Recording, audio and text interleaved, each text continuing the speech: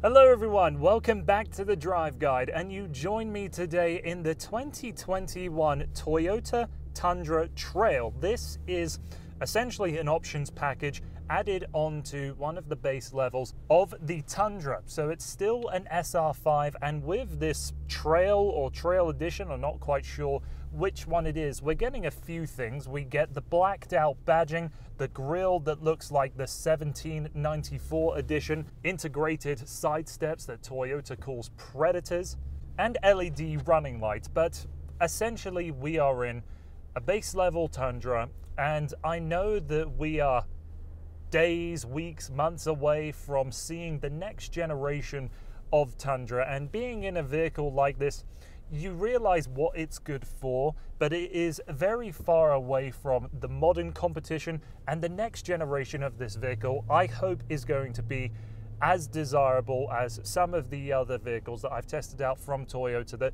took some time to be updated, but once they were updated, you were more intrigued in the product than ever before. So it is going to be a light look over with this Tundra. I have reviewed a TRD Pro in the past, but in the case of this Trail, we are going to talk about its driving dynamics, the interior, but just keep in mind this is the base model, and of course at the end of this video I'll place it in my ranking system so you know where I think it lies against its main rivals. The Tundra in Canada remains set with a 5.7 litre naturally aspirated V8 that makes 381 horsepower and 401 pound-feet of torque. For this specific Tundra, we have 1,265 pounds of payload and 9,200 for towing. The numbers I don't think are low, and there really is an adequate amount of power in this, but it doesn't really seem like much enthusiasm happens till about 3,000 RPM. We are lacking the low-end torque in this truck, which some of its rivals are offering with turbocharged, smaller displacement engines. And obviously, it's a truck, it's got a V8, it's thirsty, and I've never been in a vehicle where going along the highway, I can see the fuel gauge just slowly ticking down. But anyways, if you buy a vehicle like this, I doubt you're concerned with that type of ownership woe. You're probably buying a Tundra because you get that Toyota reputation. It feels very large and very authoritative on the road.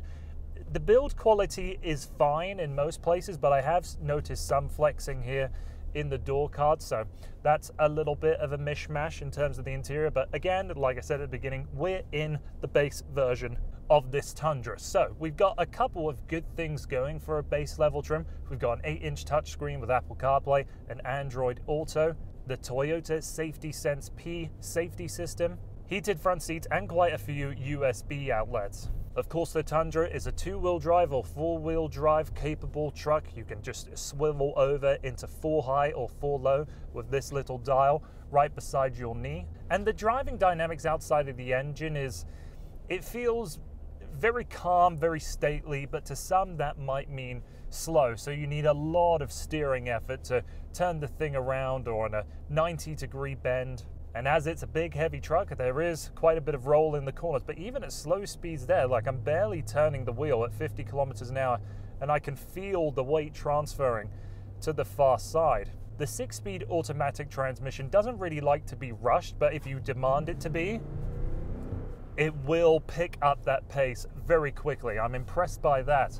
And the V8 always has an undertone. When you're at cruising speed, you're on the highway, you can always just hear that little V8 rumble, that beautiful characteristic to this engine type. There isn't any vibration coming into the cabin, but you're always aware of it there.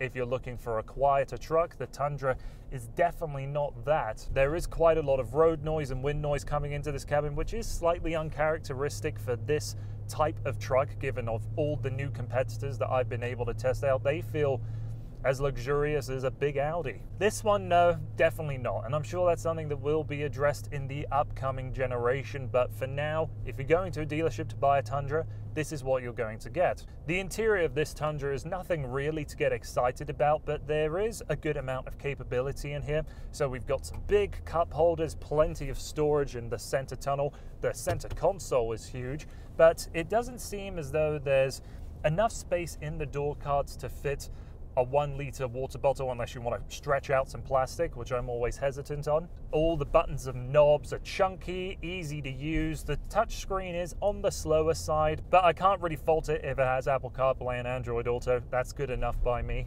For someone my body type, I'm 6'4", 190 pounds. I've got plenty of headroom, plenty of knee and leg room, and I am on the skinnier side, so I feel like I've got lots of space to move about in these seats. They're not flat or unsupportive. They just give you a lot of opportunity to flex about on a long road trip.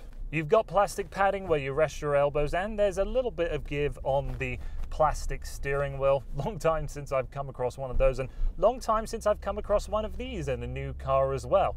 The interior of the Tundra is very conservatively designed, and there really isn't much to interact with, but anybody that will get into this vehicle for the first time will immediately know how to get around all of the systems without issue.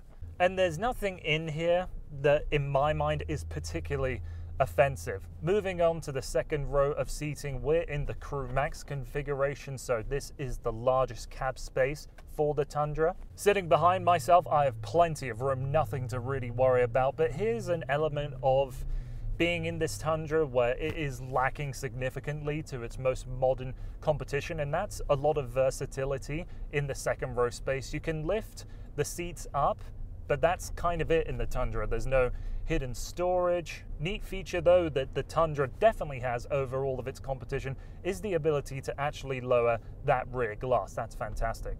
So to wrap up my thoughts with this Tundra, even though I'm aware that this is likely the last model year of this generation and there are elements of this car that feel outdated, it doesn't to me feel like you would be wasting your money if you were unaware of the 2022 version, if that is going to be the first model year of the new generation, because you are getting something that's very sturdy, I'm sure quite reliable, and it will always get the job done. It will drink a lot of fuel doing it, but if you're looking for a full-size truck with no real gimmicks, the Tundra might be one of the last trucks in this category that can offer that for you. So with all that, I don't think it's up to snuff with the rest of its competition, and it personally isn't a truck that I could see myself buying, but there is plenty to like here. So I am going to place it in the test drive category because the Tundra still is worth your time. So many thanks for taking the time to watching this video. Please don't forget to like, comment, subscribe, all of those other wonderful things. Really helps me out a lot. Hope to see you again on the channel soon.